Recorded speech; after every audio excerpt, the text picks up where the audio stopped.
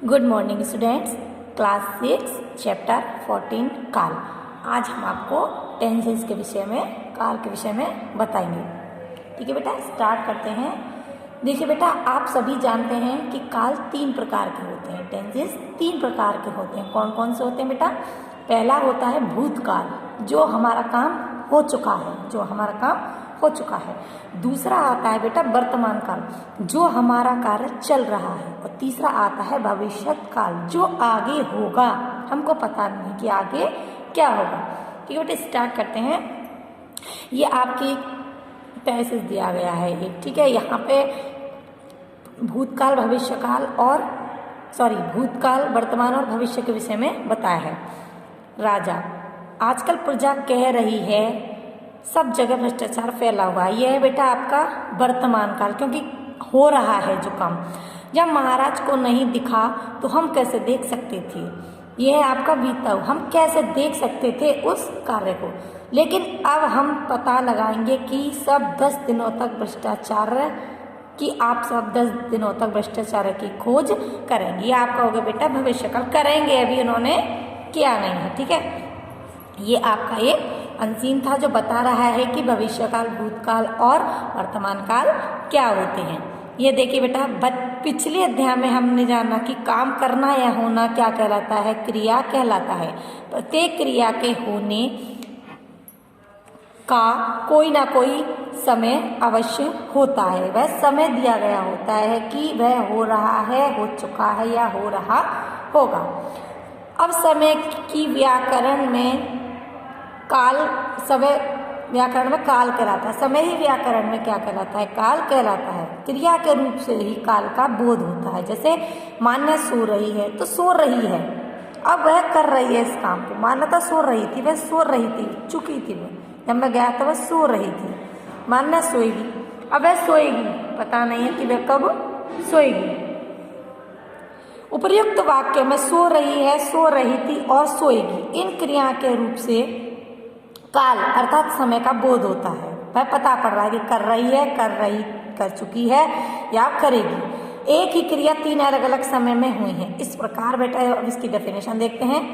क्रिया के जिस रूप से कार्य के होने का समय तथा उसकी पूर्णता या अपूर्णता का बोध होता है, उसे काल कहते हैं। या क्रिया, या जिस वाक्य से क्रिया के होने का, जिस वाक्य से, दूसरी डेफिनेशन हम यह भी लिख सकते हैं कि जिस वाक्य से क्रिया के होने का समय तथा उसकी पूर्ण या अपूर्णता, या फिर यह कर सकते हैं बेटा कि क्रिया के जिस वाक्य से क्रिया के होने का समय पता चलता है, उसे क्या कहते हैं? काल कहते हैं। इसमें यह दिया गया है कि क्रिया के होने का समय तथा उसकी पूर्णता या अपूर्णता का मतलब कार्य हो रहा है या नहीं हो रहा है या आगे होगा का बोध होता है, उसे काल कहते हैं।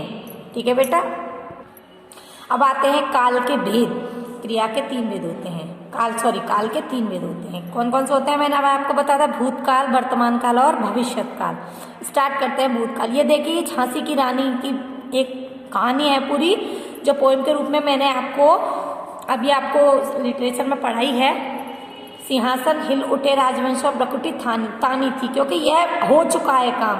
रानी लक्ष्मीबाई मर चुकी हैं, उन्होंने वह लड़ाई कर चुकी हैं देश की आज़ादी के लिए, इसलिए ये बूढ़े भारत में फिर आई थी, फिर से नई जवानी थी। ये मैंने आपको शायद सारांश आपको याद होगा तो मैंने पढ़ाया भी था, चैप्टर 10 झांसी की रानी। ठीक है, तो ये आपका भूतकाल है।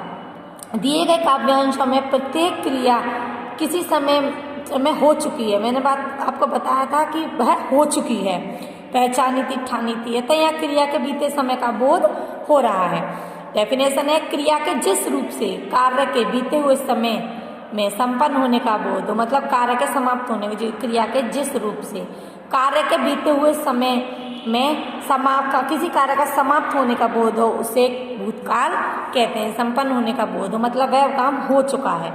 भूतकाल के निम्नलिखित भेद होते हैं। इसके ये भेद हैं बेटा, डिटेल में आप जब बड़ी क्लासेस में आ जाएंगे ये तब पढ़े जाते हैं। भूतकाल के कितने भेद होते हैं? भूतकाल के भी 1 2 3 4 5 6 भेद होते हैं। 6 भेद होते हैं। सामान्य भूत, आसन्न भूत, पूर्ण भूत, अपूर्ण भूत, संदिग्ध भूत, हेतु हेतुमत भूत। ठीक है, ये बेटा केवल इसके काल होते हैं, केवल इसे आप याद रखेंगे कि भूतकाल के भी कितने भेद होते हैं। तो भूतकाल के 6 भेद होते हैं। ठीक है, ये इसके कुछ उदाहरण है। वह एक सुरंग नुमा रास्ता था। आदि मानव पत्थरों के औजारों का इस्तेमाल करता था। केशव के घर कॉर्निस के ऊपर चिड़िया ने अंडे दिए, मतलब ये काम हो चुके हैं, तो उसे क्या कहते हैं हम, भूतकाल। अब आता है बेटा हमारा वर्तमान, जो हमारा चल रहा है, इस वक्त हम कर रहे हैं जिस काम को। कक्षा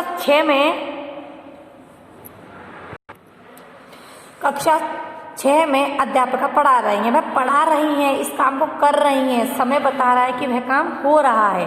सारे विद्यार्थी उनसे हिंदी पढ़ रहे हैं। रमेश अध्यापिका के प्रश्न का उत्तर दे रहा है, बाकी विद्यार्थी ध्यान से सुन रहे हैं। कक्षा में सबकी पुस्तकें खुली हुई हैं। तो ये बेटा समय अब चल रहा है, तो इसे हम क्या कहते हैं, भविष्यकाल कहते हैं। Sorry, I am really sorry बेटा, इसे हम वर्तमान काल कहते हैं, जो चल रहा है। ठीक है, चल जैसे पढ़ा रही है, पढ़ रहे हैं, रहा है, सुन रहे हैं, खोल रही है, तो इस तरह है अभी चलने का बोध करा रहे हैं, जो काम हो रहा है। तो इसकी डेफिनेशन है क्रिया के जिस रूप से कार्य के वर्तमान समय में होने का बोध हो, या क्रिया के जिस रूप से जो कार्य वर्तमान में हो रहा हो, उसे वर्तमान काल कहते हैं।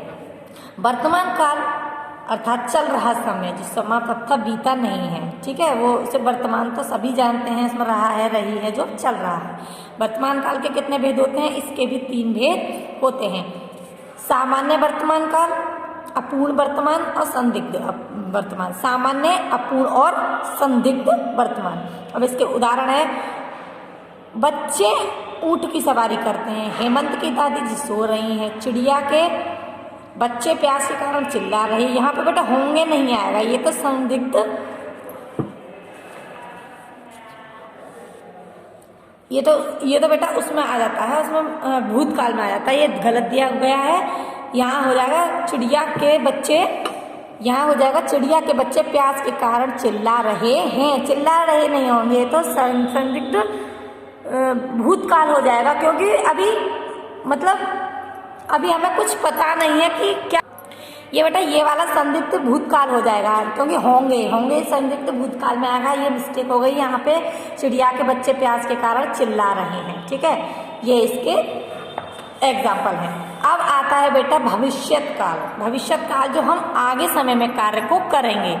मुझे आशा है कि इन बातों को भी तुम शौक से पढ़ोगी और समझोगी कि दुनिया एक है और दूसरे लोग जो इसमें आबाद हैं हमारे भाई बहन हैं। जब तुम बड़ी हो जाओगी तब तुम दुनिया का हाल मोटी मोटी किताबों में पढ़ोगी। उससे तुम्हें जितना आनंद मिलेगा उतना किसी कहानी या उपन्यास में न मिला होगा। मतलब होगा, आगे पढ़ोगी, मतलब उस काम को तुम करोगी। ठीक है, करोगी, उपन्यास में न मिला होगा, मिलेगा उतना जितना किसी उपन्यास में तुम्हें पहले कभी ना मिला होगा। यहाँ पे मिला होगा बेटा, ये हमारा थोड़ी भूतकाल की छवि आ गई है हमारी, क्योंकि तुम्हें जितना आनंद मिलेगा, आगे तुम्हें जितना मिलेगा उतना किसी कहानी उपन्यास में न मिला होगा, आपको पहले कभी नहीं मिला होगा। तो यहाँ पर पढ़ोगी, समझोगी, जाओगी, मिलोगी, आदि जो मतलब आदि जो कार्य आगे होने वाले हैं उन्हें हम भविष्यकाल कहते हैं। जैसे क्रिया के जिस रूप से कार्य के आने वाले समय का बोध होता है उसे हम भविष्यकाल कहते हैं। इस काल की क्रिया का चिन्ह गा गी गे होता है, ये तो सभी की पहचान होती है। यह संसार चलता रहेगा। तुम जब यहाँ आकर देखोगे तो तुम नया सा कुछ नया पाओगे। कुछ दिन सैर करोगे तो वजन घट जाएगा। तो मैंने आपको ये क्लियर करवाया बेटा, भूतकाल, वर्तमान काल और भविष्य काल। एक बात और ध्यान रखेंगे, जैसे ये वर्तमान काल के मैंने आपको भेद बताए थे, सामान्य वर्तमान, अपूर्ण वर्तमान और संदिग्ध वर्तमान। ये बेटा केवल आपको रीड करने हैं। ठीक है, इसके कुछ टॉपिक हैं बेटा, इनको आप पढ़ेंगे। क्रिया के जिस रूप से काम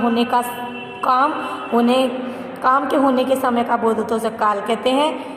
क्रिया के जिस रूप से काम होने के समय का बोध उसे काल कहते हैं। काल के 3 भेद होते हैं, भूत, वर्तमान, भविष्य। भूतकाल के भेद 6 बताए थे मैंने, सामान्य, आसन्न, पूर्ण, अपूर्ण, संदिग्ध और हेतु हेतुमत। वर्तमान काल के भेद सामान्य, अपूर्ण, संदिग्ध। वर्तमान काल के भेद सामान्य, भविष्यत और संभाव्य भेद। ये मैंने आपको बताना भूल गई मैं। भविष्य काल के 2 भेद होते हैं, सामान्य भविष्यत और संभाव्य भविष्यत। ये आप बेटा अगली क्लास में, जब बड़ी क्लास में आएंगे तब इनका संक्षिप्त में वर्णन आप करेंगे।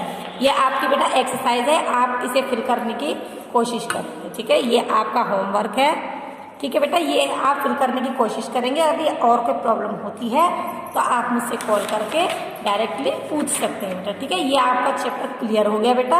अगर आपको कोई भी इसमें समझ में नहीं आता है तो आप मुझसे बेझिझक कॉल करके पूछ सकते हैं। ओके बेटा, थैंक यू।